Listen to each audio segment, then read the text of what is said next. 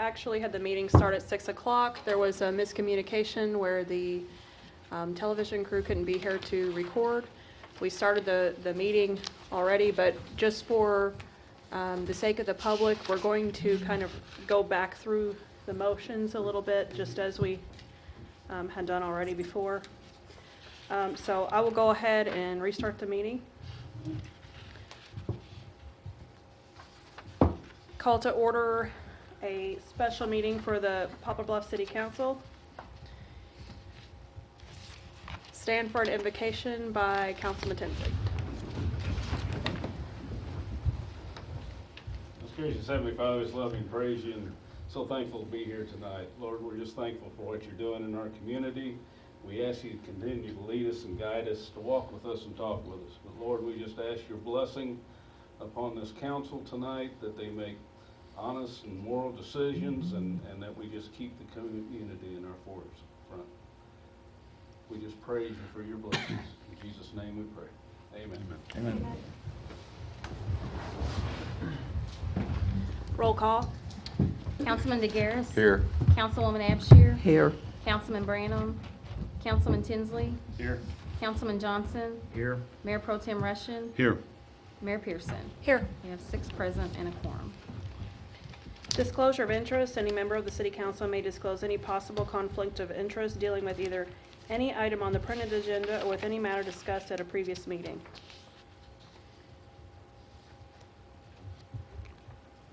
Seeing none, we'll move to the citizens' input section. Each person in the audience may take this opportunity to address the City Council on any matter which is not on the printed agenda. At this time, I will read a letter by Councilman Branham, who is ill today with the flu. He could not make it to the meeting. We've already accepted this, but just for the sake of the public, I'll reread it.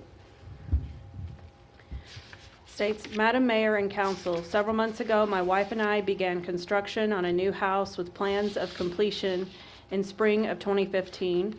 We have been blessed with optimal weather, and the house is due for completion much sooner than expected. Missouri statute and city ordinance requires I maintain residency with my council ward at all times during my tenure. I am in the process of relocating outside the city limits and must request the council accept my resignation.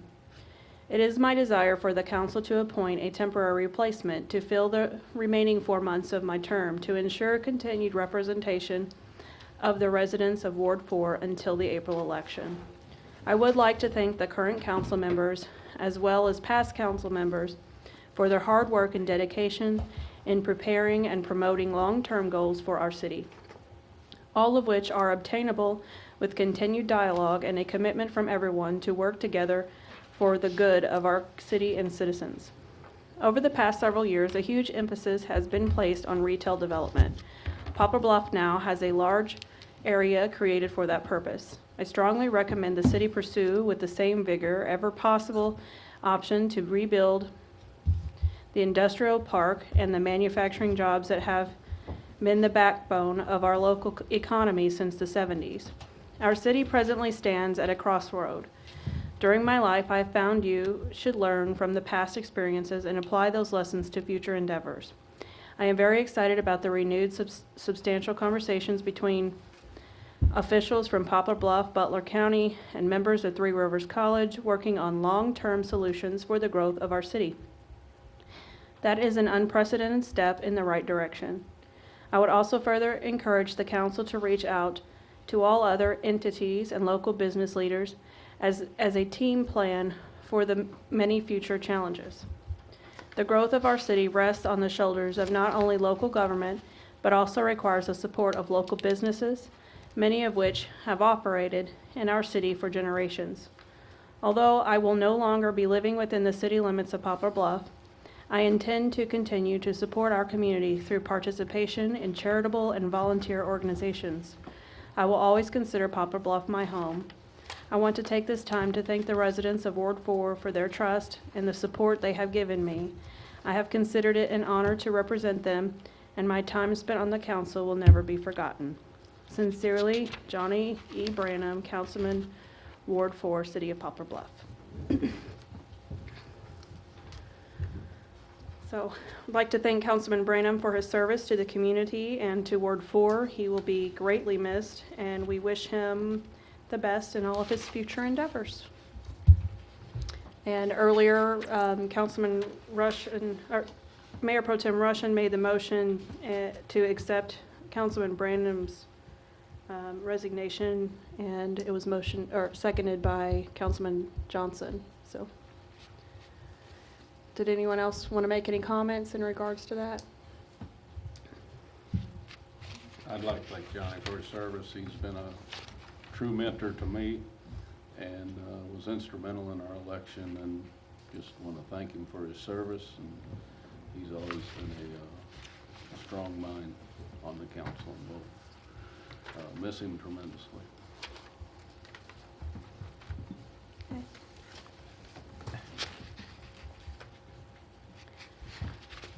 We're doing citizens' input. Each person in the audience may take this opportunity to address the council on any matter which is not on the printed agenda. Moving on to workshop required items. The City Council will discuss budget amendments for fiscal year 2014 for the City of Poplar Bluff. Mr. Kaplan, would you like to address this? Yeah, thank you, Madam Mayor. In front of you, there is a revised 14 budget. The revised number in the column that say the fiscal 14 pre-final numbers, but if you look at also, there's a column that indicates the difference between obviously what was approved in fiscal year 14 and then what the actual is. The numbers for municipal utilities is through December 15th, and for all other funds is through December 23rd. And so, to give you an idea where we're pretty close to where we're going to lie within the fiscal year, these numbers give you a pretty close estimate of what the revenue and expenditures will be per activity. The summary of what's the bottom line for enterprise and governmental activity is in front of you. One of those items, which was the governmental piece, was in your 15 packet, which I took out for you and gave to you guys individually. But you just, you go down to the last page of each of those summaries, it'll show you the difference column, or the between what was approved previously and what the difference is. Now, one of the big things I wanted to show you that really throws a big variance into the numbers, and to be honest with you, it was one of those items that we weren't sure how quite to deal with it, but we always wanted to err on the side of disclosure, not non-disclosure, is as you can see, we have a lot of money that's flowing through the city that's being reimbursed through the TDD. And so technically you really don't need to necessarily show that, but it does flow through the city. So it's the auditors are going to ignore it because it's a separate entity, and really it's a pass-through. But I just wanted to kind of show you, give you an idea what that activity has been for the fiscal year. So really, for the governmental piece, that's why you're seeing that huge variance between, okay, I thought we had $11 million budget now in general fund. Why is it, $5 million well beyond that? And it's because of those funds that are flowing through for the TDD reimbursement. And so, so this is the summary version. Now, if you want to see the detail into where everything was spread out, you go into each of the individual funds. And sorry, there wasn't a difference column in the actual detail, which we can add. It's simple to add. But on a summary version of what we're asking action to be approved on tonight, we figured the summary version was a better read that kind of shows you the bottom line and where we're ending up than going through everything line by line. So I just wanted to make sure there wasn't any questions regarding the data you have in front of you regarding the 14 revised budget.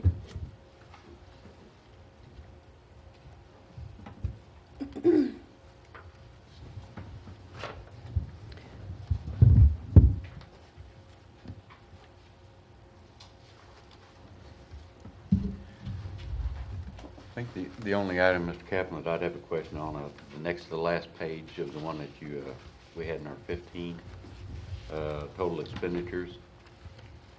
Governmental. Yes. The rest of those, I can see that, you subtract from the 14 budget from the pre-final, and you come up with the figure and the difference. But that doesn't, from 23,830,000 to 17,000,2 something, I don't come up with the 1,307,000.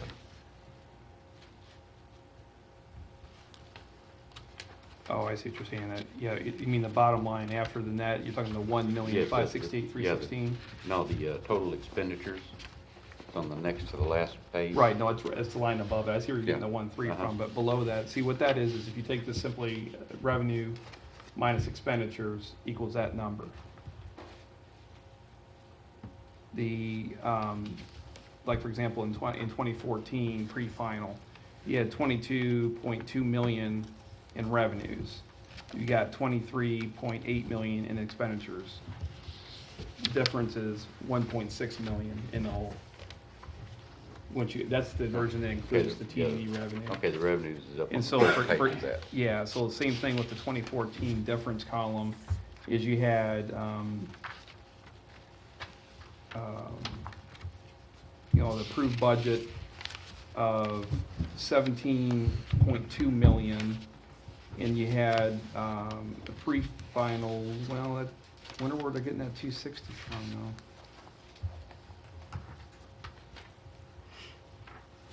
I see how they're getting that number.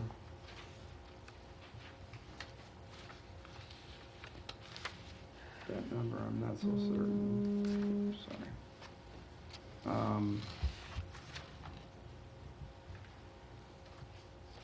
I bet it's discounting that it's 5.2 million is that TDD revenue. So let me back that out and see that's what's skewing that number.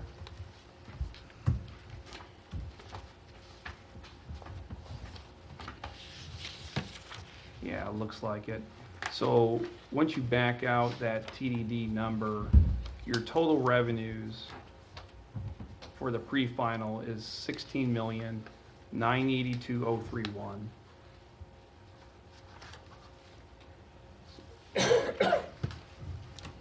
Oops. And so once you see the difference between them is 260. Is that 5.2 million that was throwing it off because we didn't know what to do with it. So And that'd be the so same let's- thing on the next to last page. on Right, that, so let me give you the TDD corrected revenue number. It's 16,982,031 on the revenues. And then on the expenditures, once I back out, the same. Find out where that number's at.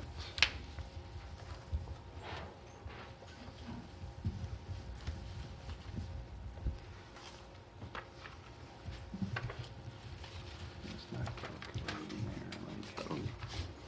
That'd be the 5,231,212 from the 23,830,35 I'm sorry. on your expenditure on the Yeah, that's what next to last I'm page. recalculating it now so I can get my number on that, but it's probably gonna be somewhat accurate. You just gotta back out that same amount from the 23,000,000.8, that's. It's not recalculating. So I'll do it manually.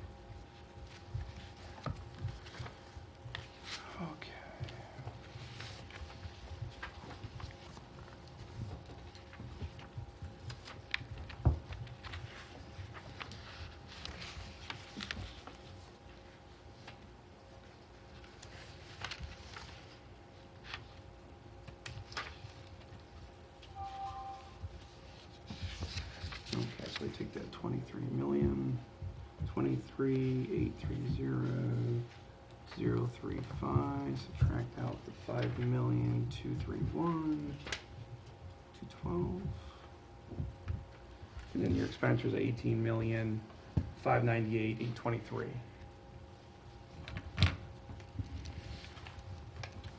Which I believe you said that was the same number you were indicated, Ed.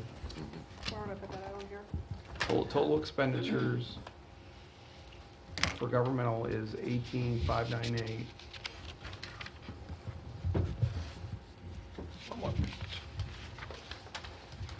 Instead of this number, what are you on? Oh, second. You're on the wrong sheets. Sorry. See, I think you gave yours to. I gave my copies gave your to a copy member away. of the public.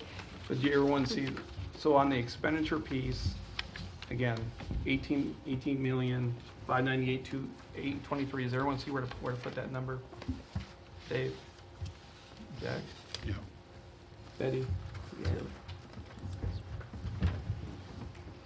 See where that number is.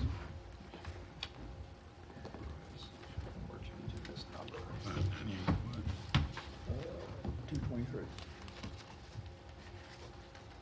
Oh, wait.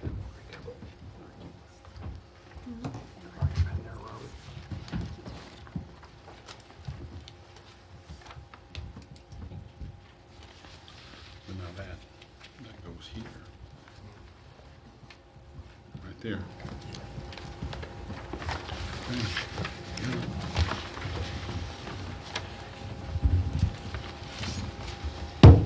Because the amount above that's the TDD. Total revenue The amount above that's the TDD fund. Okay.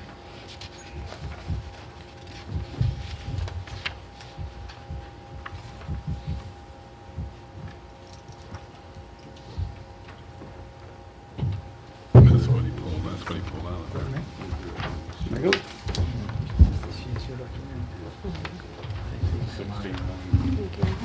Thank you. You got the correct number Yeah. as well?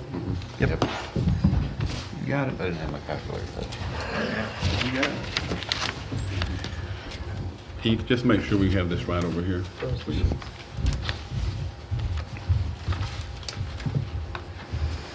That rounding goes right there. Yep, Okay. that's correct. And the difference, the TDD funds. That's correct. Okay, got it. Yep, we're just backing out this number right here. We got you. Which one back up right here? And recesses.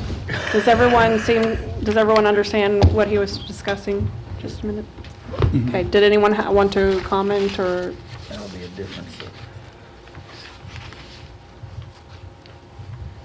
So what you're, again, being asked to consider for tonight's motion is to revise the, or I'd call it column I, which is the 2014 original adopted budget, to the pre-final numbers. And again, this is your first cut at it. And then once we actually close the books, we're going to bring that back, and then you'll have another approval at that point, once we actually get a closure. But this gets you pretty close to where we're going to land for both the governmental and the enterprise activities. This is done every year. $1.6 million under Well, the you- pre-final. Yes. Well, yes.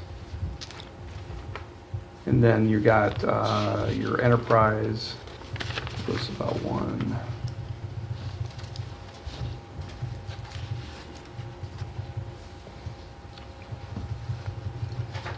Enterprise summary.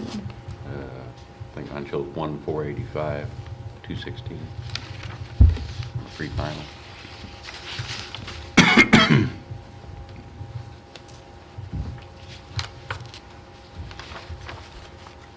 Column H.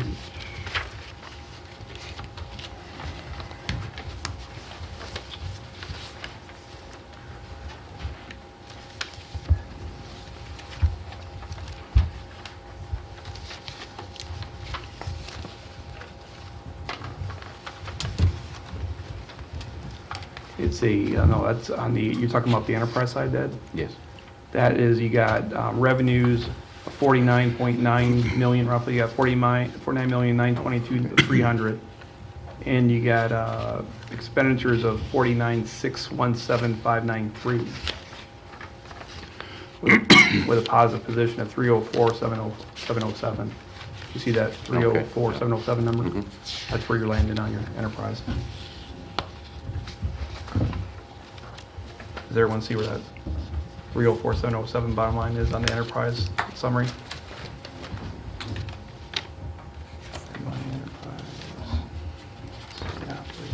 Governmental. I don't see your enterprise, I saw it earlier. but it's, On the second page of the enterprise funds, what's that, 1.485?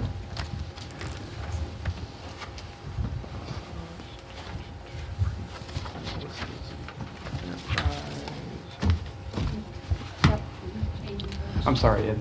On the second page, the total change in cash on the enterprise fund. Yep. Oh, right here is the front. Change in cash of 1.4, almost 1.5 million negative.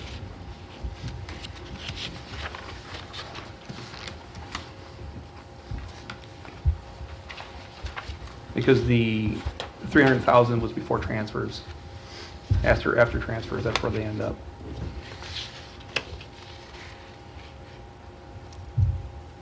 Okay, so what's our total then coming out of reserve to For balance enterprise? this?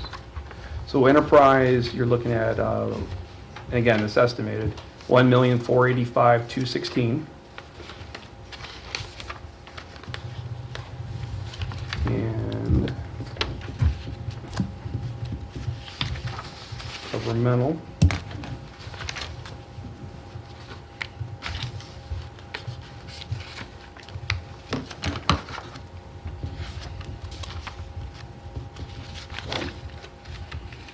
Make sure I'm in the right column.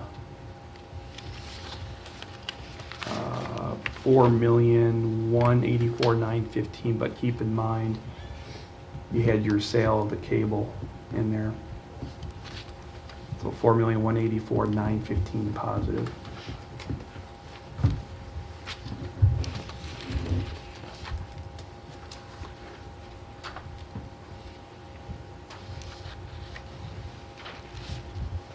So you're adding, to bottom line, you're adding money, governmental, you're losing money in enterprise.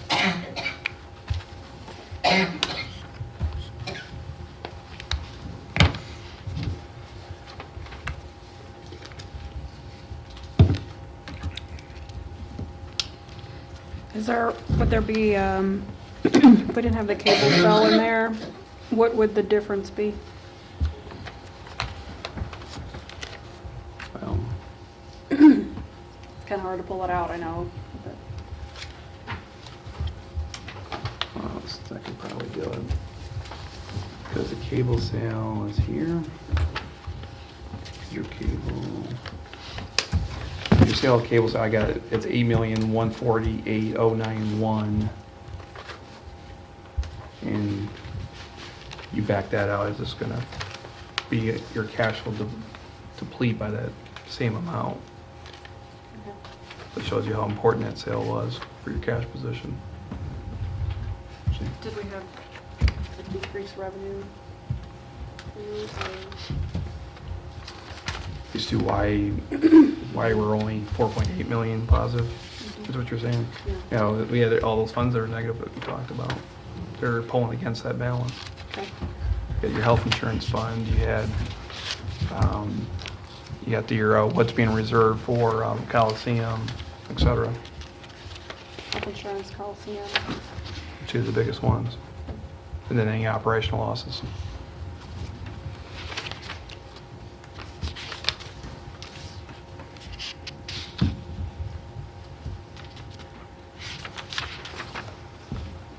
And also your TIF authority.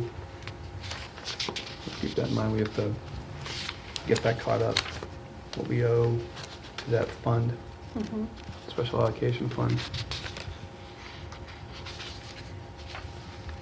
Does everyone understand what he's talking about? So the good news is your cash is still strong. So like I said, governmental activity, the reason why you're positive, overwhelmingly positive there is because your cable sale. On your enterprise side, what's pulling you down there is the Coliseum. If I had to give you the best way to summarize your 14 performance, why you have, funds going in opposite directions, that's why. If you would pot that cable sale money back on our enterprise, they would be positive and we would be negative.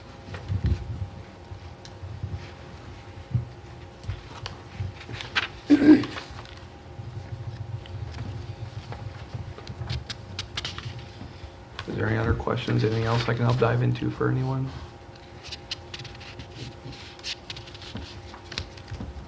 Hi, Susan McVeigh, 211 Cayley Circle. Could you restate for the public what our actual total increase or decrease is in the general fund, so we can have just the true numbers of revenue, expenses, difference? I never repeated just the general fund. I've been going over all governmental funds. You want just the general fund by itself? If you could, please. I have the enterprise fund, but the general fund is still kind of sketchy. Well, the enterprise fund is not, let's go back to that for a minute. What encompasses the enterprise fund, you got the golf course, Black River Coliseum, pool and fitness of the Coliseum, electricity, water and sewer, cable, airport. That's everything that you see in that summary for the enterprise funds. So when you have so when you go to the governmental side, and I can do it, just want to make sure it's clear for everyone in the public. Everything that encompasses the governmental side is you got the general fund, you got the park, you got park and golf, capital improvement fund, you got library, art museum, Highway 67, crime reduction fund, you got your police and fire pension fund, you got your stormwater fund, well, even though that's zeroed out now. You've got your tourism tax fund, you've got your capital improvement sales tax fund, you got your special allocation fund, you've got TED revenue we talked about previously, you got your CMO drug task force fund, and that is it. So that's everything that encompasses in all the governmental funds. So if you were going to tease out just the general fund had a budget of 11.1 million, roughly, almost, yeah, about 11.1 million in revenues. That was the budget. The pre-final is 10,241,35. So the difference there is negative $860,634. Now, where we think we're going to make up, obviously, that difference is if you look at our real estate taxes and you look at our sales tax, we're not fully 100% collected yet. We're going to get pretty close. I would expect that number to be a lot less than that. So that's revenue. Expenditures. Everything above this line.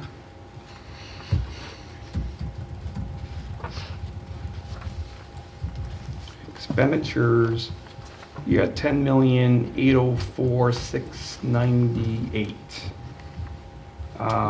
Now that's before transfers. Okay, so that's just expenditures right now. Versus the budget. That's the pre-final numbers. That's what we actually spent. 10,804,698 through December 23rd. And how much was budgeted? Hold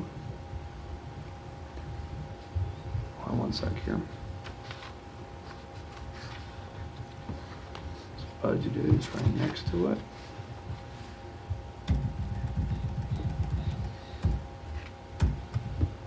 $11,293,827.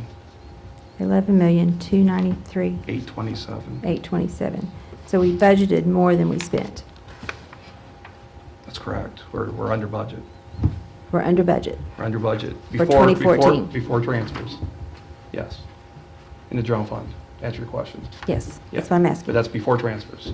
I understand. Yeah, I've been but- doing budgets for 10 years in this city. I understand. But I just want to know what the numbers were. That's what your numbers are. Thank you. You're welcome.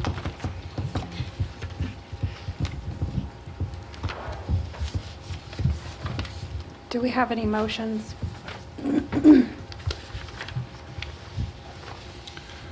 Make a motion to accept the budget.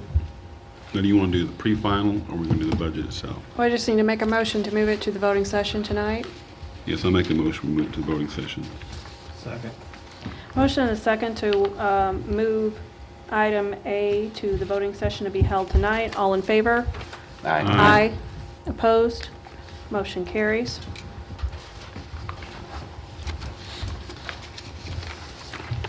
Item B, the City Council will discuss a proposed ordinance authorizing the mayor to execute a contract for the purchase of real estate between the City of Poplar Bluff and Cheshire Development LLC.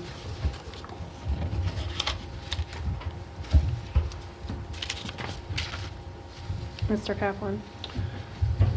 Yeah, thank you, Madam Mayor. In regards to the purchase of the property next to Whiteley Park, is if you looked let's see, I gotta get my directions right. So that would be the west, if I got that right, is where the Cheshire property lies. We have negotiated a sum to purchase the amount, but we're divvying it up 50-50 between us and the park department. And so the motion for tonight will be the finalize that agreement between parties. Now, the only thing that you'll see in there different is the asking price. The owner asked that the $25,000 that's been added there be the amount that's being donated in value to show that for a tax write-off purpose. And so that's why you're seeing that $25,000 figure is the owner requested that we show that, yes, that, because we do have the appraisal that's over and beyond the asking price.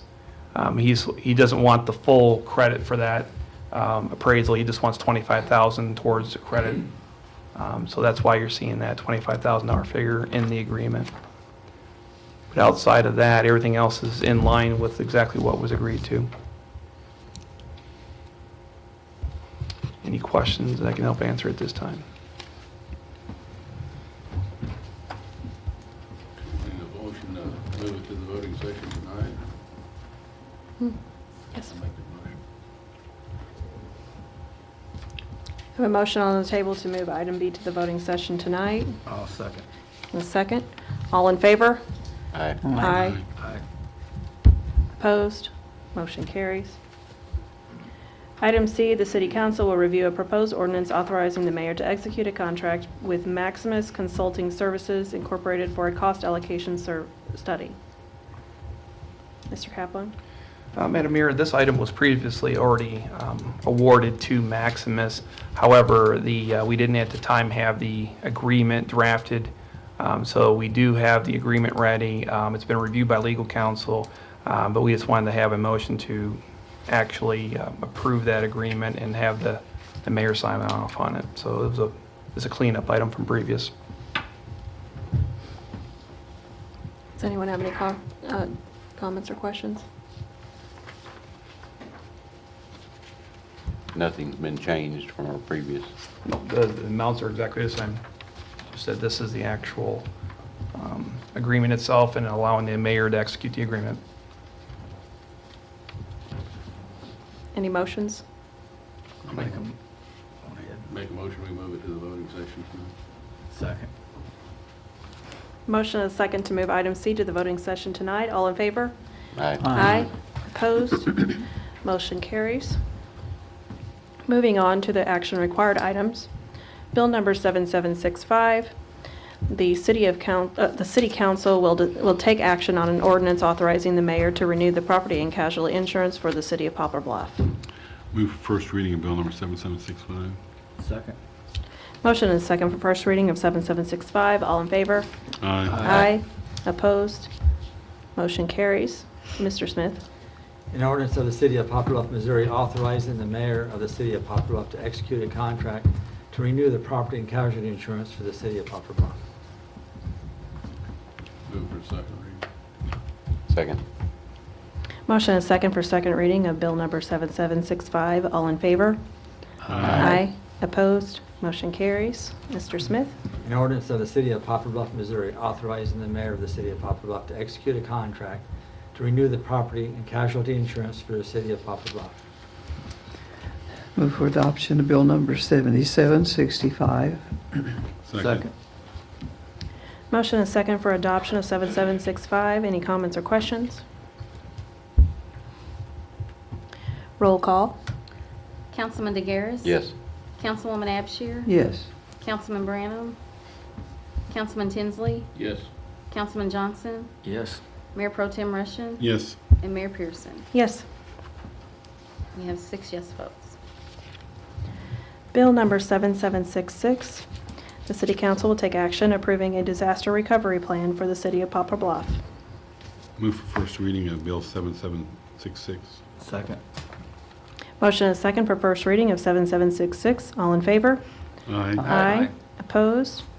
Motion carries. Mr. Smith. An ordinance of the City of Poplar Bluff, Missouri authorizing the mayor of the City of Poplar Bluff to approve a disaster recovery plan for the City of Poplar Bluff. Move for second reading. Second. Motion and second for second reading of Bill number 7766. All in favor? Aye. Opposed? Motion carries. Mr. Smith. An ordinance of the City of Poplar Bluff, Missouri authorizing the mayor of the City of Poplar Bluff to approve a disaster recovery plan for the City of Poplar Bluff. Move for adoption. Second. 7766. Motion and second for adoption of 7766. Any comments or questions? The only question I'd have, it shows 1.514 million. Where are we getting that money? The money's coming from capital improvement money. For Sales tax. pay period or time over like 5 years or? You have the option, you can use cash on hand, or we get reimbursed from, what I wanted to do with it is roll it together with all the other capital improvements that are being approved in the fiscal 15 budget.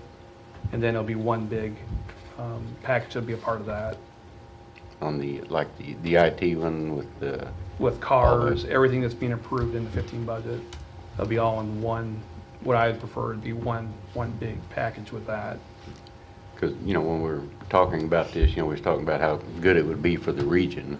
And, you know, like regional 9/11 center, and I'm sure, you know, like the sheriff's department, you know, could be kicking in something, and probably some of the other counties. And making it regional, we'd get some more grants available in for that center. So, The number one that'll be hopefully reimbursed will be the city, since we're putting forth the majority of the capital. You know, it's not fair, but I can tell you that if the city didn't spearhead this effort, I don't see it happening. And so, but just for full disclosure, yeah, the city's putting in the lion's share of the infrastructure and the personnel to make this happen. But yeah, to answer your question, is it's also going to put us in hopefully a very competitive position to get further grants, because now we need grants not only for, because the building, as you know, they're going into is a temporary building.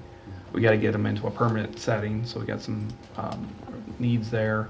Also, we got to, you know, talk with our legislative folks to find out what we're going to do with the future funding of 911, consolidated 911 centers. Because right now, as we talked about previously, that's still undecided at the state level about adding that 911 surcharge to cell phone bills. Because right now it's on landlines but not on cells. But it sounds like, you know, the funds, as we heard from Representative Richardson, will be the priority to be given to these consolidated centers. So we're already a step ahead of the game, so to speak. So the two fronts I'm looking for reimbursement for now is grant money from the federal government, but also to get more revenue into that function through surplus 911 funds through cellular bills. okay. So the 1.5 then would be part of like that $5 million 10-year payment be in that? It'll be a part of the new amount we're going to go Capital. out for, that'll fund all the capital improvement activity that's in the fiscal year 15 budget, assuming it's approved tonight. Plus, we talked about what to do for TRCC. I believe that we will have future residents from the college that developing the classes. I don't know. It's hard to say. You're talking about in regards to them certifying dispatch officers. Exactly. Yeah, I mean, it's a possibility, I guess, but at that part, that's not part of my equation at this point, but I guess there is that possibility. Future. Right. I hate to put Mr. Sean, who's in the audience, on the spot. Would you like to come up and explain this again? He's our EMA director, and he's going to have a role to play in You this. got the boots and everything to go with it? I'm used to being on the spot.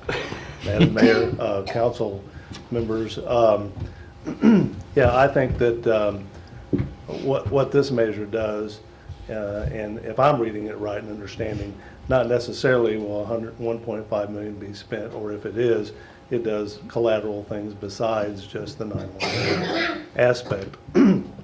But aside from that, this empowers Mr. Kaplan and I think, to be in a position to, I don't want to say negotiate, but to work with all the different entities that are involved here, that being the county going into the new year, TRC, who wants to be a partner in all this venture. And from the things that I found out, that I've been told by people involved in grant writing, us collaborating in the way that we do will set us up to long-term get the big dollars that will dwarf the numbers we're talking about here to create a combined or unified 911 emergency operations center. And the 911 would be in this, be a part of the complex of the emergency operations center.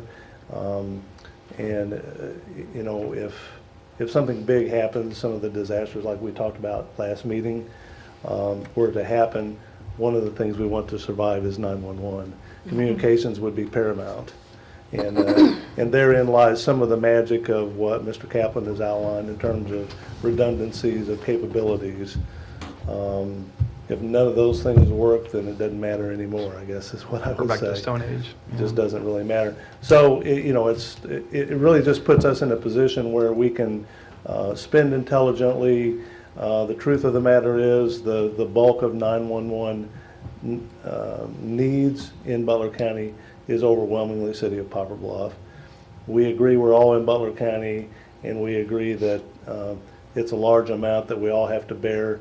This plan that we're putting together would just simply allocate those costs that exist, but ultimately the total cost is either going to be the same or less than what it's been in order to have a proper 911 that encompasses the public safety aspects that we're really looking for. And Mr. Kaplan, I guess he never rests even during the holidays, but he sent me an email recently. One of the aspects that we talked about is this text messaging capability, texting 911 capability, and it's here. It's now here. So, you know, if we were underway right now for what I'm able to read, a cost of around $30,000, which is not a lot of money for the type of capability we're talking about, we would be able to offer that in a unified 911 situation. One other thing that and I'm not saying that I can say it better than he, but I wouldn't mind emboldening this a little bit. It's been made clear to me by the folks that I know on the legislative side of things that there will be a fix for the 911 fund, which has gone down, down, and down. Butler County has not been able to live within that meager sum for quite some time. It's been a struggle for our sheriff. But I've been assured that when it is taken care of, whether it's this session or the next session, that it's not going to go well for those communities that have not achieved a unified 911. Everybody knows that everybody needs to have a unified 911. And to something that Councilman DeGaris said, that's a good point you make. Once we can wrap our arms around taking care of our needs, our capability to go to adjoining counties, whether, you know, we think we're struggling with the monies we have. Those counties just have no tax base whatsoever. And their ability to come up with a large six-figure sum to have 911 offer that to their citizens is impossible. But we'll, to the betterment of them, but also the good for us, we'll be able to offer them that service at a fraction of what the cost would be. And there's very little regional 911. The closest I know of is St. John, St. Francis counties. So that concept, that will really aid in the overall paying for this effort when that day comes. So I just kind of highlighted some of the things I felt like were topics. I'm happy to go over because this is something I've been thinking about for two years now with our first responders. So I, you know, for me it's line and verse, and I've thought of it 1,000 times. I'll be glad to go over any of the overall plan that you'd like to hear. If you need some more clarification, I'm happy to tell you where the vision goes. And the one thing, just to add without disclosing any sensitive information, but I recently found out we have a new funeral home being built in the city limits, more funeral home. And I know how much their cost to build that building is. The cost with IT, the building from TRC is less than what it was costing them to build that funeral home. And we're going to put together a full-fledged, full-blown consolidated 911 center with that much less dollars. And so, and I don't want to, tell you that 1.5 million isn't a lot of money. It's a heck of a lot of money. But in retrospect, I'm just trying to show you in retrospect of putting together, you're really creating a separate entity here. You know, this is going to give them everything they need to be able to do the job and be able to keep in communication with your public during any major disaster, short of an asteroid coming in and slamming into the earth. Right. Then all bets are off at that point. But we're talking, you know, obviously EF5 tornado, the big Richter scale 10 or above, so mega quakes, I guess they call them, even beyond 10 Richter scale earthquake. You know, we don't have hurricanes here, thank God, but it seems like you guys get everything else. It takes care of all those issues to where if you do have an EF5 tornado, if you do have the big earthquake, we'll be still up and running. Now, I'm not saying it's not going to be painful, because again, it's when you go through a huge tornado like that or an earthquake, it's obviously a destructive moment. But what I'm telling you is the infrastructure we're putting in place is for this gentleman and his staff to still keep in communication with your public and to coordinate emergency need to our area. That's the piece. We need to make sure that lifeline is always there. And that's what this plan does. Yeah. And when something like that epic on a regional scale happens, all of the states come into Poplar Bluff because of where we sit geologically and geographically. So our ability then to receive them and aid them, again, will help us and the entire region. So it's not like we're bearing the burden for all the region, but in a way we do. It's because everybody's going to come here. The question is, how are we going to be able to respond? What are we going to be able to provide them with, and how effective can we be? And you're new to town, so I can pick on you a little bit. Actually, we can be devastated by hurricanes from flooding. And a lot of tornadic activity. The only thing I feel, yeah, I know, there's no escaping. Yeah. The only thing that, having worn these shoes for the last 2 years, the only thing that I feel comfortable about is I don't think we need to worry about tsunamis. But so, other than that, it can happen. Well, another good thing I think about this is, you know, the 911 calls. If you're out in the county and you call 911, you know, according where you're at, whether it goes to county, highway patrol, or the city, and this would rectify that, and probably with the equipment be able to pinpoint where that call is coming for somebody who can't hardly say anything and get them necessary help that they need. And the reason I brought up the other adjoining counties is all those people in these counties come to Poplar Bluff and shop, and you know, our police protect them. If something happens, the ambulance crews and police and fire departments are out there with them. This just be another step of protecting all the citizens, the people that come to our town, right, and help support us. Leave it to Councilman DeGarris to come up with the biggest point of all, and that is, look, we're after public safety here. That's the big That's the big plus to this, is that this whole business of, when seconds count, the idea that you may be put on hold and transferred, or maybe your call gets dropped in that process, or you're left on hold for 30 seconds or a minute. If it hasn't cost lives, surely it has. I have no way of documenting that, but I feel certain in saying, yes, it will cost lives if we don't. There's no question. Once you can just hit 911 and you're going to get the help you need. And then when you look at the situational awareness of dispatchers with the proper equipment, which some city has some of what they need, county has less of what they need, but again, they're fragmented and they're tied in with the individual resources that they have. Once you have a dispatch system with situational awareness that just looks at the totality of and sees where everybody is, then that dispatcher is so well equipped to dispatch with the greatest efficiency the resource that's needed according to what the emergency is.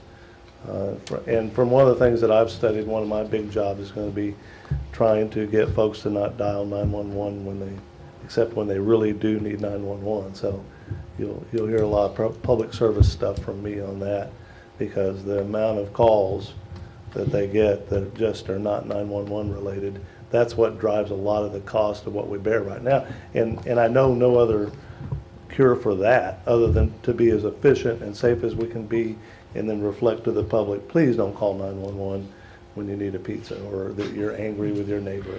Oh my. That didn't happen here, but that did happen. It was all over the news a month or so ago. This woman was ordering pizza through 911. So there's that nonsense that I always have to deal with.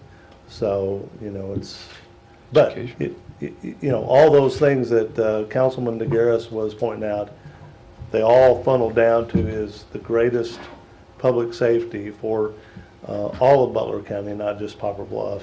And truly, it's not going to cost more to do than what we've already been spending. Yeah, I thank you for coming up and talking about this. I agree with Councilman DeGarris. This is something that I ran on because I remember the flooding from a few years back. That's actually what inspired me to run a little bit. And I always said we should be prepared ahead of time instead of having to worry about it after the fact. So I think this is a great way for our community to move forward together.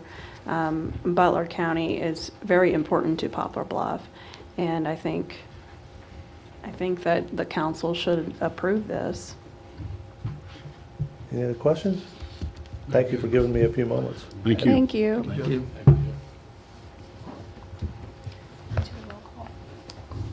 Okay, well, let's get a roll call. Councilwoman Abshir? Yes. Councilman Branham? Councilman Tinsley? Yes. Councilman Johnson? Yes. Councilman DeGarris? Yes. Mayor Pro Tem Russian? Yes. Mayor Pearson? Yes. We have 6 yes votes. Bill number 7767, the City Council will take action accepting a bid for the purchase of firearms for the Poplar Bluff Police Department. Motion for first reading. 7767. Second. Motion is second for first reading of 7767. All in favor? Aye. Aye. Opposed? Motion carries. Mr. Smith? An ordinance of the City of Poplar Bluff, Missouri, accepting a bid for the purchase of firearms for the Poplar Bluff Police Department. Move for second reading. Second. Motion is second for second reading of 7767. All in favor? Aye. Aye. Opposed? Motion carries. Mr. Smith? An ordinance of the City of Poplar Bluff, Missouri, accepting a bid for the purchase of firearms for the Poplar Bluff Police Department. Motion for adoption. Second. 7767. Motion is second for adoption of 7767. Any comments or questions? The firearms they've used for some time are dated, and these other firearms are going to have superiority in many ways, and I think it's good to give our officers the best equipment we can. I'm glad we can do this. Roll call. Councilman Branham? Councilman Tinsley? Yes. Councilman Johnson? Yes. Councilman DeGaris? Yes. Councilwoman Abshir? Yes. Mayor Pro Tem Russian? Yes. Mayor Pearson? Yes. 6 yes votes. Bill number 7768, the City Council will take action on an ordinance amending the budget for fiscal year 2014 for the City of Poplar Bluff. Move for the first reading. Second. Motion and second for first reading of 7768. All in favor? Aye. Opposed? Motion carries. Mr. Smith? In ordinance of the City of Poplar Bluff, Missouri, amending the 2014 fiscal year budget for the City of Poplar Bluff and municipal utilities. Motion for second reading. Second. Motion and second for second reading of bill number 7768. All in favor? Aye. Aye. Opposed? Motion carries. Mr. Smith? An ordinance of the City of Poplar Bluff, Missouri, amending the 2014 fiscal year budget for the City of Poplar Bluff and municipal utilities. Move for adoption, 7768. Second. Motion and second for adoption of 7768. Do we have any comments or questions? Roll call. Councilman Tinsley? Yes. Councilman Johnson? Yes. Councilman DeGaris? Yes. Councilwoman Abshir? Yes. Councilman Branham? Mayor Pro Tem Russian? Yes. Mayor Pearson? Yes. 6 yes votes. Bill number 7769, the City Council will take action on an ordinance approving the budget for fiscal year 2015 for the City of Poplar Bluff. Move for first reading of bill number 7769. Second. Motion and a second for first reading of 7769. All in favor? Aye. Opposed? Motion carries. Mr. Smith? An ordinance of the City of Poplar Bluff, Missouri, approving the budget for the City of Poplar Bluff and municipal utilities for the fiscal year beginning January 1, 2015, and ending December 31st, 2015. Motion for second reading. Second. Motion and a second for second reading of bill number 7769. All in favor? Aye. Aye. Opposed? Motion carries. Mr. Smith? An ordinance of the City of Poplar Bluff, Missouri, approving the budget for the City of Poplar Bluff and municipal utilities for the fiscal year beginning January 1, 2015, and ending December 31st, 2015. Move for adoption. Second. Motion and second for adoption. Do we have any comments or questions? Yes, Madam Mayor, Council. After my comments, I may not be popular with 239 city employees, but it is something that needs to be said out loud. Poplar Bluff is on the low end of the economic spectrum. The average per capita wage is about $18,000 in Poplar Bluff. The median household income is about $28,000. The average and median Poplar Bluff city employee salaries are $45,530.74 and $42,827 respectively, plus very generous retirement and insurance benefits. We're all aware that the average government employee makes more money than those in the private sector. This is just not right. Let me think a few minutes about how we got here. Our previous city manager came up through the ranks of the city employee. Doug, I commend you on this. You did an outstanding job there, and I personally admire his accomplishments. But as he climbed the ladder of success, he was receptive to helping other city employees do the same thing that he had done with his own efforts, and that is to improve their compensation packages. I don't personally see anything illegal, immoral, or unethical about what happened over a period of years. But today, we cannot continue to over-reward employees at the benefit of both, or at the expense of both taxes and utility rates. I want to say that again. We cannot continue to over-reward employees at the expense to our citizens of both taxes and utility rates. In studying the budget, the following information is revealed. If an individual works a lifetime for the city, his retirement benefit could well be more than his ending compensation. Because of the way health insurance has been structured, one employee may cost the city more than somebody else doing the same job. How many of you realize that the assistant police chief cost the city more than the police chief because of insurance. In one small department, the total benefits are 62% of salary. You're adding 62% plus what that salary is for that person. And in one individual case, that addition is 79%. Loggers, the state retirement pension averages 19% of the wages, with the employee making no contributions whatsoever. FICA, by way of comparison, is 7.65% for each the employee and the city. The employee does make a contribution there. And total health insurance is beyond reach. I personally believe our citizens deserve more efficient government, and the compensation package of the individual employees brought more in line with what's the average of our area. This can't be accomplished all at once, but it's time to make our employees aware of reality. I'd be happy to answer any questions. Thank you. Thank you. Madam Mayor, I have a couple of things too I need to go over. Okay, before you get into that, before we started this meeting, I brought up to Mr. Kaplan, there was some questions from some citizens about why we were decreasing fire and police and street department budgets, and Mr. Kaplan explained this. If you would, can you explain that again for the benefit of the public? You should probably have to, Madam Mayor. So there's been a series of articles written in the paper regarding just tidbits of the budget that's being presented. And as I indicated prior, as repeating for the make sure it's on for recorded purposes, is I'd like to invite Donna Farley and any concerned citizen to come meet with myself, Mark Massingham, or whatever applicable department head, either it be the fire department, police department, streets, you name it. I guess I've just not seen in the numbers that that are under consideration tonight, whether these massive efforts to decrease budgets to public safety. Again, when you got capital improvement funds, those funds are only for capital needs, period. They're not for operational.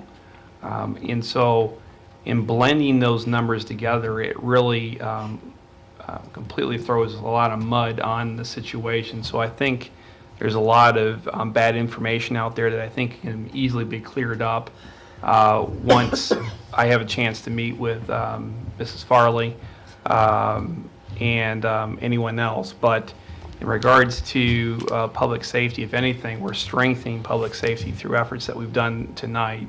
We're not weakening it. You got to remember, when I first got here, you had a police department that it still doesn't, but we're about ready to put them in there. We don't have computer data units in any police officer car right now. We're about ready to put NDTs in every car.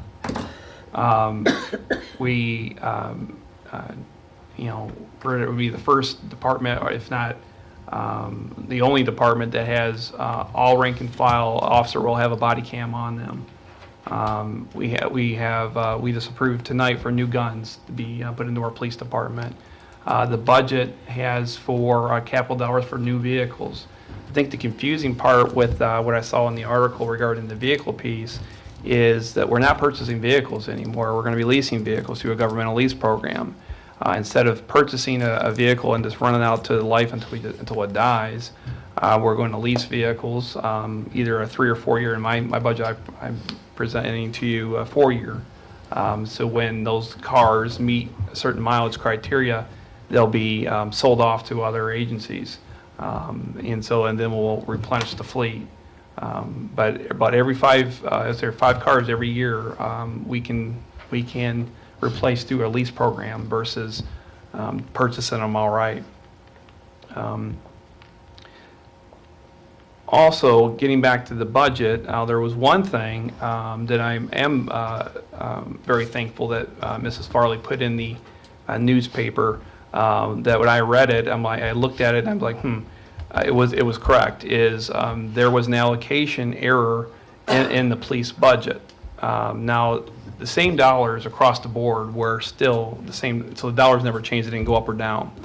But in regards to the health insurance benefits, there was a figure of 21,000, some figure in there. And when I saw that in a newspaper article, I'm like, you know, it was correct, because I was like, well, that obviously is not right. But when you looked at where those funds were erringly allocated to, the number was positive where it wasn't supposed to be. So once we move that money back to where it's supposed to be, you'll see in your revised budget is $491,000 that belongs in that line item. That's in the revised 15, not 14, 15 budget. And again, those dollars were allocated in the budget, just they weren't in the right place. It was just an allocation error. But in no way, shape, or form are we laying off employees. That was the one tenet I wanted to hold a promise to all our employees to, because I think everyone was scared to death that when I started here August 18th, that I was going to go on this level the playing field with mass layoffs. Again, that was, I think, would have been the worst thing I could have done, is to make those abrupt changes. But however, we have placed the importance of how precious these very dollars are, and they understand that any new revenue coming to the city that is coming in is not huge dollars, but at least it's dollars that we're grateful for, that we use to stretch every last nickel of it to get what we need. So there is no layoffs. We're actually reinvesting in these departments to get them the capital needs they need. And so I guess I'm a little perplexed, I guess, as some of the information being out there is that people believe that I'm doing the exact opposite. The council approved last meeting the purchase of 2 new pumper trucks for the fire department. I just finished the paperwork for that today, matter of fact. So if we weren't and that's almost $1 million investment. And so if we were going the opposite direction, I guess I wouldn't see the variety of these motions being made, including the 911 Consolidated Center that needs to happen. Is I think if anything, we're making a major investment in our public safety departments. So I continue to put my message out there. Is anyone that has any questions or concerns regarding the budget about anything, that please make an appointment with me or give me a call or even send me a message on Facebook, and I'd be happy to get with them as soon as I can. And we'll hopefully clear up any misgivings that are out there. Hi, Susan McVeigh, 211 Cayley Circle. I was just looking at these line items. The supervisory salary in your department, the 71100, you have in the 2015 requested budget $160,000, but the recommended is $112,000. Why is that reduction in there? Because instead of showing from the utility funds, they provide funds to offset my salary. They also provide funds to offset the finance director, the clerk, city attorney, several others. And so we felt instead of showing a separate line item for revenue, we could have done it that way. We just thought we'd just back it out of the expense. Okay. So that's what you're seeing in the reduction there. All right, thank you. You're welcome.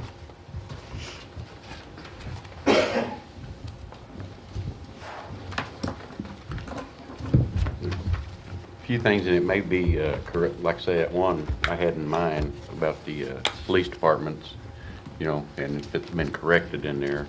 Another one was something on 67, the half-cent sales tax, showing an increase of like 84,000 something to the city. My understanding was on that sales tax, our payment is whatever we collect on it. I mean, if we didn't, like if we collected the 2.6 million, that's what our payment was on the Highway 67 project. If we only collected 1.5 million, that's what our payment would be. And I think I saw somewhere in there, I don't remember what page it was, and that's something else. I love the tabs, and easy to find things in this booklet. If, we could get the pages numbered so we could, find some of that along with it. Yep, we can definitely add that. Now, you're talking about the half-cent capital improvement money, or you're talking about the Highway 67? Highway 67 tax. Yeah. It showed somewhere in there, a difference like of 84,871, I think it was. Yeah, let me go to that real quick.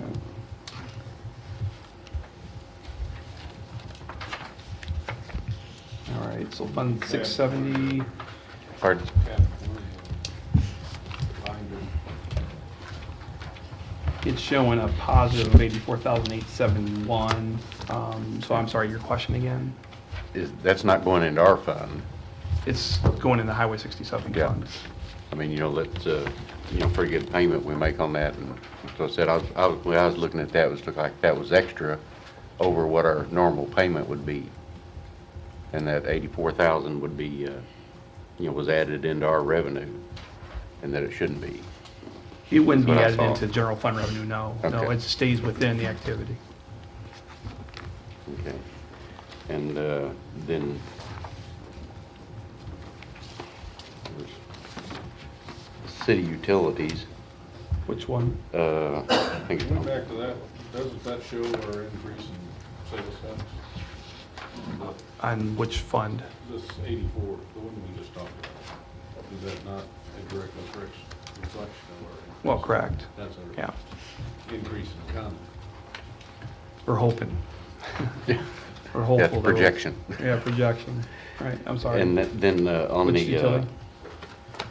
let's see, under the red tab 1, and I've got my page 10A, it must have been one that we switched, was utilities, an increase from 1,450,000 under 1014-43180 up to 1580. That's a pretty good increase. Is that a projection, or are we looking at a possible rate increase there? You're talking in the general fund, the revenue Yes. we get from the utilities? Uh-huh. That's our franchise fees that we get Okay. from the utility. And if, again, if their sales are what they say they will be, then there's your 5%. Okay, my figures, and I may have been wrong, come up with a little bit more than that. And then on the next page, it shows the sale of some property at 50,000. Yeah, that's the house on Poplar Street, Okay. one that we got free from We like Wells to get Fargo. stuff free. We're hoping that we'll get at least that out of it, but I'm hoping for more. But I'm trying to be conservative.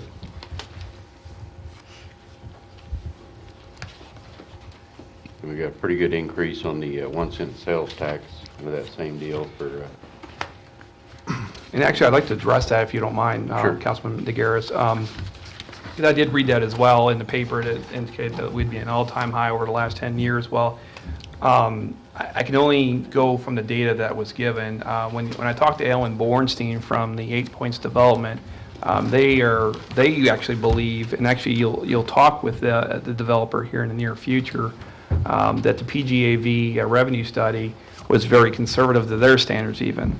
And so that's where that data came from is, okay, if we follow the PGAV revenue study, and which they're indicating from the developer side, not PGAV, that it's conservative, that's where we're using those estimates from for, now we got Menards for a full year, you got almost a full year of neighborhood Walmart that'll be open, which opens what, the 7th? Seventh, so, okay. And so that's where you're getting these revenue projections based on them being open and doing conservatively well. Hopefully they'll do better than what they're even projecting. Because I can tell you right now, from the data we see is they're exceeding the projection already in the study. And so, I know, which is good news. there'll be some increase with the other stores that are projected to come in. We sure here hope also, so. Yeah, that's exactly right. And then, of course, I guess my real concern, is some of the, in the capital expenditures, and it may be in this revision again, I didn't see the, the payments for the fire trucks. I knew we was gonna have to make some, and that's gonna cut that amount that goes to the other departments, like the street department. I understand, I looked at the price on the police car, I hadn't heard, about the leasing, so that looks like one police car, and there's no way they can get by with just one car a year. No, I would agree with that. And the street department, and the other departments all need, new equipment Mm-hmm. and stuff to keep everything going. Noticed our paving overlay was down from, I think requested 100 to 50,000. Let me explain why on that, if I may as well. Sure. So our paver is kaput, and so either we outsource it, or we actually buy another one.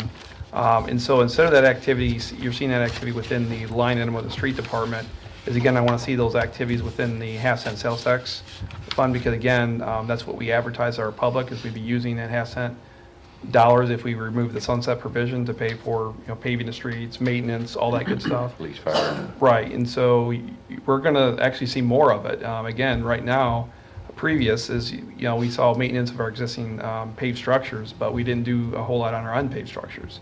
But that's what we're going to make an effort to improve that. And so, and don't, also keep in mind, we got our STP funds that are going to be pulled into the mix. We're funding our Fair Street Bridge project. We've got our 11th and Thomas Street projects that are in there as well. But you got your house and sales tax. We're just stretching those dollars to where, like for example, the case with the police car, instead of us buying a vehicle and then run it into the ground until it dies, we're going to lease it, and then we're going to turn it back in once it hits a certain mileage, and we're going to start the process over again. That's what Butler County's doing that, for example. They're utilizing the lease program through that Fuse Dodge dealership that's up in, I believe it's in the St. Louis area. Yeah. The only reason why I know that is I talked to the governmental fleet manager, and he said, oh yeah, he's like, Sheriff Dobbs has ordered, I think 4 or 5 of the very unit that we want through the lease program. And he has the template of the lease, everything was ready to go. I mean, this guy, he knew exactly what the program was. So that's all we're doing is stretching those dollars as much as we can stretch them to get the capital needs met, but also make sure all the other needs are met, like streets. We got also a street sweeper that needs to be replaced. That's 10 years old. Street sweepers aren't cheap, so but all those needs will be met. Now, getting back to my budget transmittal letter, I indicated in my budget transmittal letter that one, the 5-year capital improvement plan is a draft. What is a draft? A draft is it's not a perfect plan.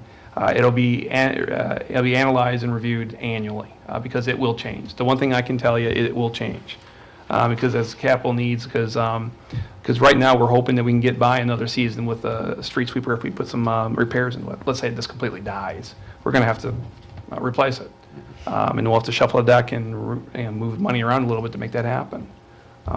That's all we're doing in this plan is making sure that the immediate needs for 15 are being funded, which they are. And then obviously it gives you an idea what 16 and beyond will look like, but I can tell you that those numbers are going to change because something always does happen to where we have to maneuver for that priority at the time. Yeah, there isn't a lot left in the capital for those other years for the other No, departments. actually, if I had, again, what my recommendation to you is your capital improvement money for the half cent should be 0. You should be leveraging it to the full extent possible, because to me, if I was, which I'm about ready to, I am a taxpayer when it comes to sales tax, but I'm about ready to be a property tax payer as well. I wouldn't want to see the government pulling out money for tax money that they're charging me for, especially when they promised me that we were going to be having capital improvements and reinvestments back in our community. And so that's why I am leveraging it, to make sure we are meeting those promises of making sure we do have streets, we do have cars, we do have fire trucks, we have computers, et cetera. Well, I don't know if we were pooling it up, we were dividing it up between the other departments.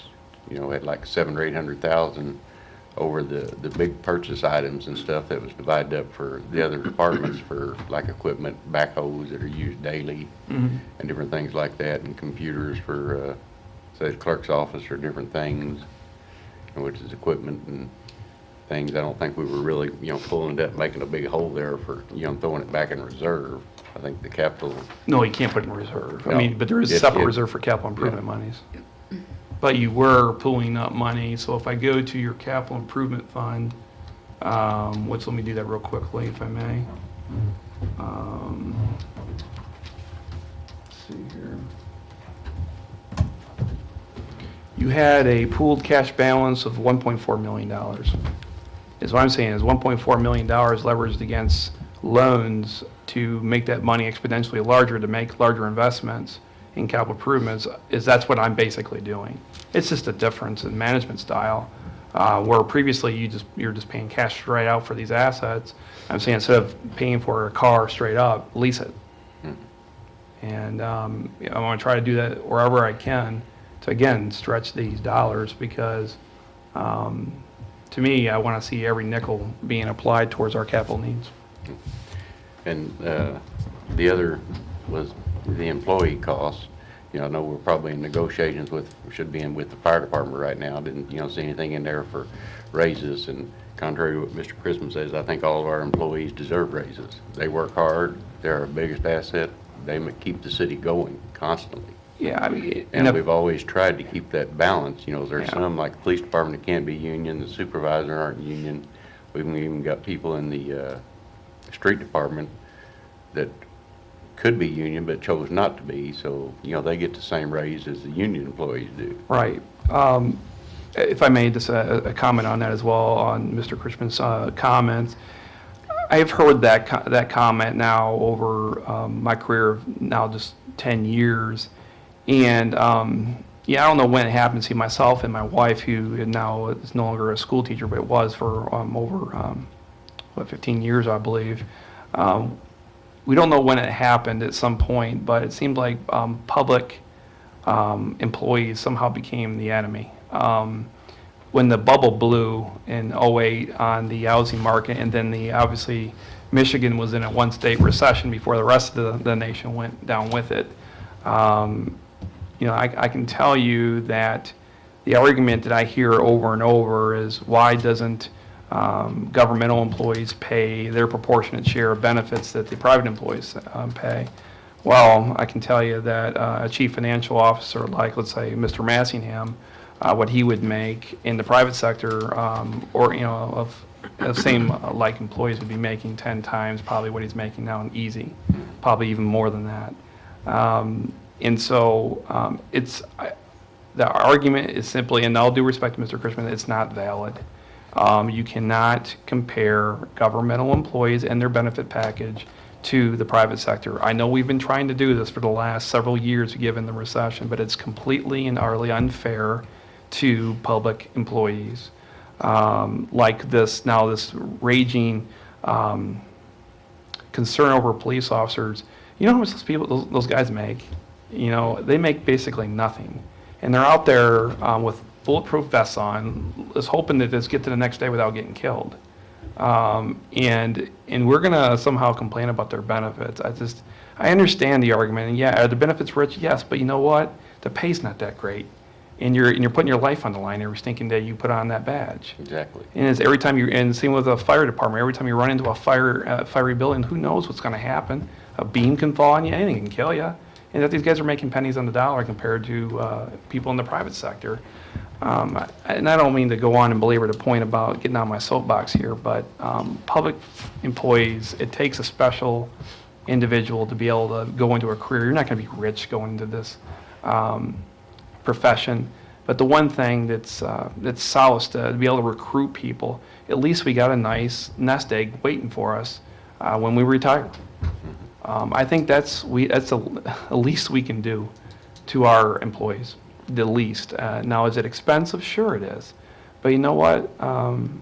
What would it cost if all those services weren't there anymore? I think, crime would go up, structures would be unprotected. You wouldn't have a delivery of any, a sanitary service for water or sewer or trash, you name it. It's just, I can go on all day, but I agree with you 150,000%, is our employees are our greatest asset and always will be. And utilities, like you say, with the water and everything, and the hard work that Mr. Bach and everything does to keep the rates, and the board to keep the rates as low as they possibly can, draws the industry and other businesses here. And, the employees deserve the raises. And back when I first started, the pay was down enough for police and fire that we were just training somebody for Ozark Border or another town that was paying more. Yeah. We finally had to get it up, and we've got a great, set of employees.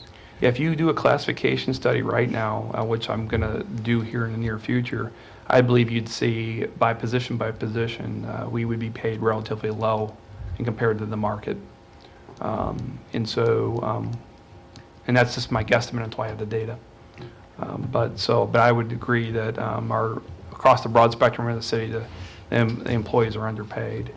And so, if anything, we shouldn't be talking about decreasing their pay. We look to increase it where we can. The benefit package, given finance dollars, and if the Affordable Care Act stays as written, which we all know, we don't know if it will, but if it does, we are going to have to look at lowering our insurance benefits on the healthcare side, or we're going to possibly hit an excise tax provision in 2018. That's the only area in which I can see where we might have to concede a little, but everywhere else, I'm hoping we don't. We can hopefully go the other way. See, the other thing I thought about was the, the open till 5, which added, 5 extra hours per week per employee, to make it convenient, if I understood you right, convenient for the citizens, to be here at that time.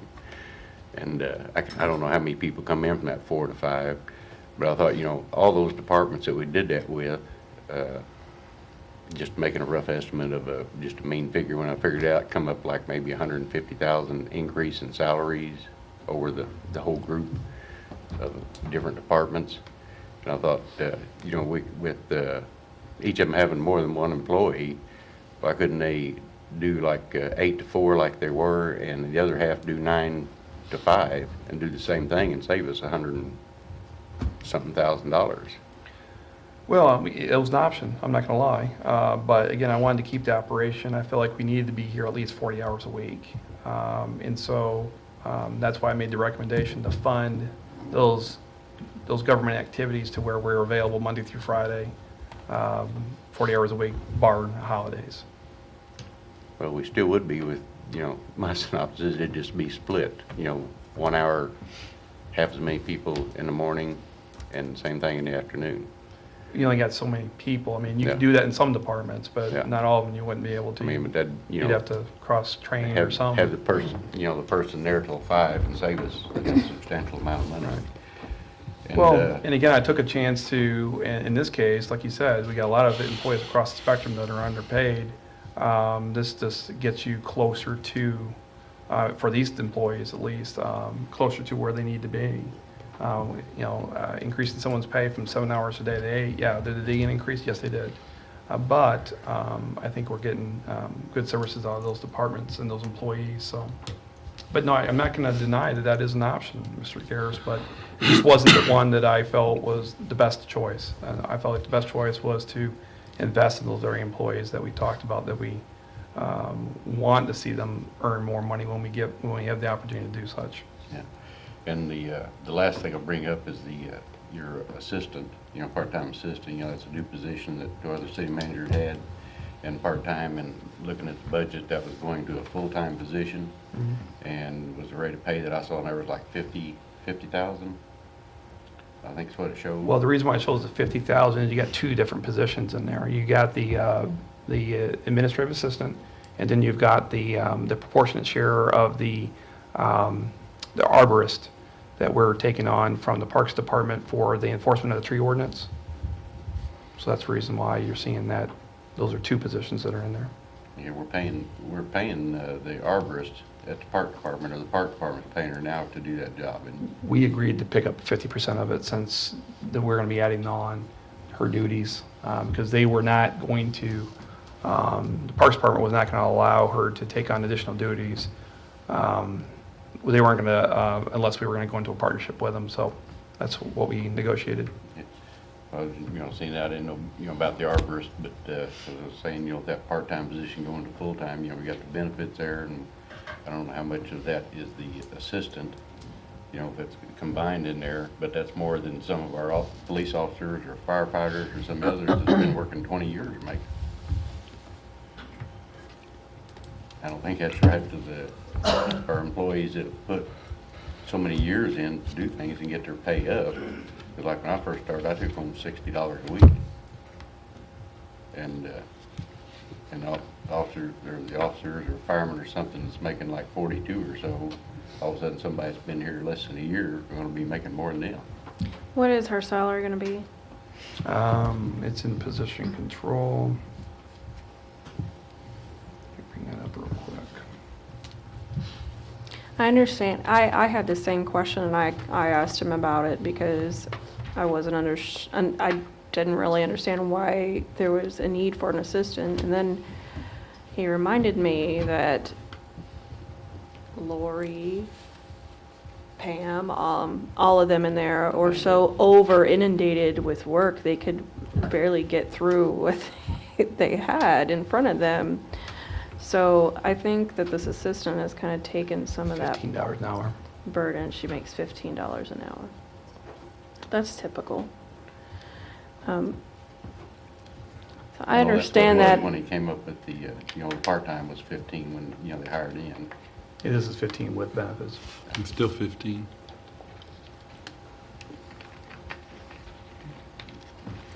That's not more than our police officers, is it? Oh, let's see. That's 3120. Let me see. Police officers, lowest paid that I see.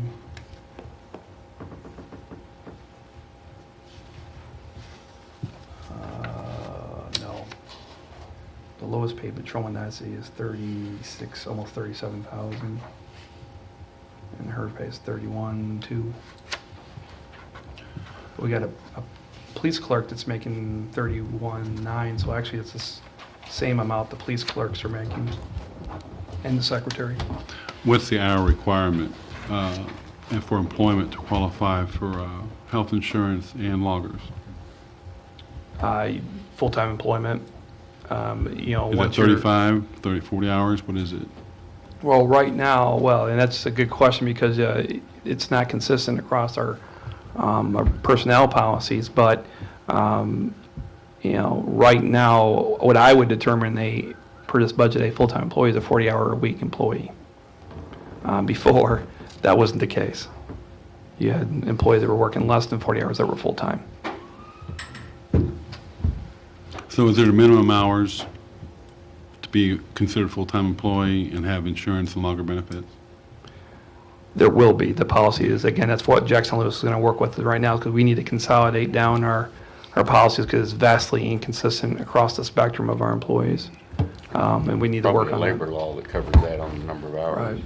That's one of the things Jessica Liss indicated is a huge weakness that we have that we need to get fixed, is our personnel policy and procedure. We're working on fixing that.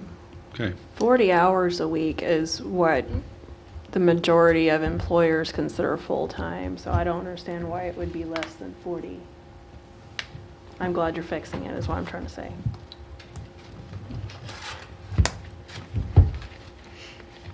Any other questions, Ed, or no? No, that's all right. Okay. The Affordable Care Act does 28 hours. 32 for the Affordable Care Act, if it doesn't change, which I hear it's going to. It's because now you got a Republican-controlled Congress, so we'll see how that. I've heard some comments on some of the things, but I still haven't heard comments on why the assistant police chief costs the city more than the police chief. And again, that's not just that department, but that's several. The only way I'm going to answer that is being sensitive to. I mean, we're all public safety. We're all public employees, and what we make is disclosable to the public. But whatever those employees' elections are is what the cost is, and so. So the elections for the assistant is obviously different than what it is for the police chief, and that's the best I can tell you. But I'm not going to go line by line through those elections. I just think that's inappropriate. But it is disclosable to the public, so you file a sunshine request, we'll be happy to give you the differences between those two. I just don't want to advertise here tonight because I don't think that's appropriate.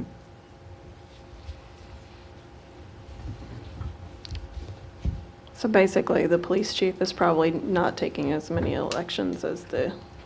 Well, he's got himself in one versus it's regarding an employee, a spouse versus an employee with family. Right. It's a big difference, expense-wise.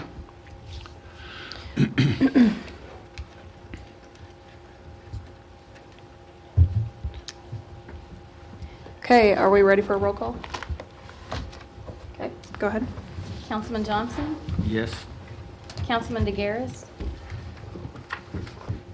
See, we've got this, this that came with us tonight is part of the new budget. Yes, sir. Yeah. So, we've got to have a budget in place. So I'd like to amend the motion to say that we, forward this as a passing the budget, but we need to look at these amended pages. We did all of our research on this other that's been changed now, you know, like say the insurance on the police department and everything. Most of the data will probably be the same in here. And just look at it again and say it gives us a month. We pass it on as a budget for fiscal year 15, and then look at these additional pages till the last meeting in January, and then just Can we just because approve that there's with a? because we haven't had, we just got these tonight with the changes. You We'd just- be voting on something You that we just hadn't voted even on it, looked at. though.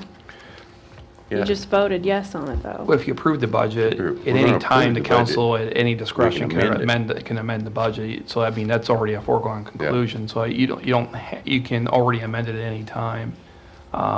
So if you pass it tonight as written, as you indicated, it really, and the only change that is in there is that health insurance piece. That's it. But I do respect your, again, that you want to look through it, and I have no problem with that. But I would recommend, obviously, you approve the budget as submitted, and that you can amend it any Yeah, time. but by statutes, we can amend it any time during the year, or Absolutely. anything we need. You can amend it at every meeting in 2015 and beyond. So, yes. Councilwoman Abshir? Yes. Councilman Branham? Councilman Tinsley? Yes. Mayor Pro Tem Russian? Yes. Mayor Pearson? Yes. We have 6 yes votes. Bill number 7770, the city council will take action on an ordinance authorizing the mayor to execute a contract for the purchase of real estate from Cheshire Development LLC. Move for first reading. Second. Motion and second for first reading of 7770. All in favor? Aye. Aye. Opposed? Motion carries. Mr. Smith? In ordinance of the City of Poplar Bluff, Missouri, authorizing the mayor of the City of Poplar Bluff to execute a contract for the purchase of real estate from Cheshire Development LLC. Move for second reading of bill number 770. Second. Motion and second for second reading of bill number 7770. All in favor? Aye. Opposed? Motion carries. Mr. Smith? In ordinance of the City of Poplar Bluff, Missouri, authorizing the mayor of the City of Poplar Bluff to execute a contract for the purchase of real estate from Cheshire Development LLC. Move for adoption. Second. Motion and second for adoption. Any comments or questions? I think this is a good thing for the children, and we, you know, they don't have any practice fields hardly they can ever get on.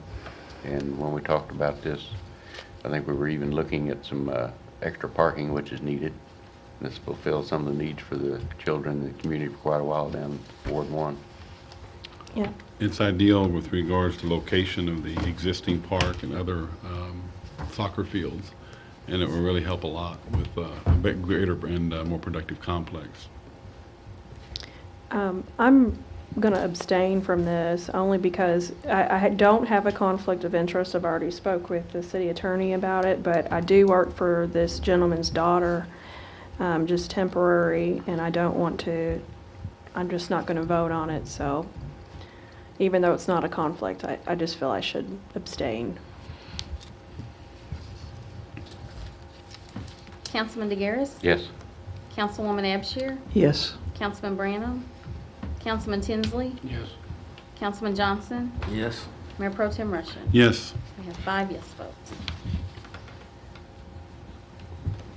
Okay.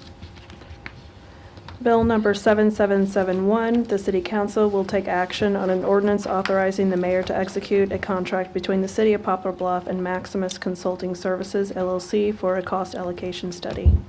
Move for first reading. Second. Bill number 7711. Second. Motion and second for first reading of 7771. All in favor? Aye. Aye. Opposed? Motion carries. Mr. Smith? In ordinance authorizing the mayor of the City of Poplar Bluff, Missouri to execute an agreement with Maximus Consulting Services LLC for a cost allocation study. Move for second reading of Bill 7771. Second. Second. Motion and second for second reading of bill number 7771. All in favor? Aye. Aye. Opposed? Motion carries. Mr. Smith? In ordinance authorizing the mayor of the City of Poplar Bluff, Missouri to execute an agreement with Maximus Consulting Services LLC for a cost allocation study. Move for adoption. 7771. Motion is second for adoption of 7771. Any comments or questions? Roll call. Councilwoman Abshir? Yes. Councilman Branham? Councilman Tinsley? Yes. Councilman Johnson? Yes. Councilman DeGaris? Yes. Mayor Pro Tem Russian? Yes. Mayor Pearson? Yes. We have 6 yes votes.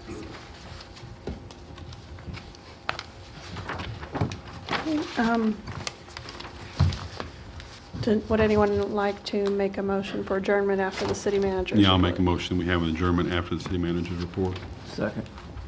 Motion and second, we adjourn after city manager's report. All in favor? Aye. Aye. Motion carries.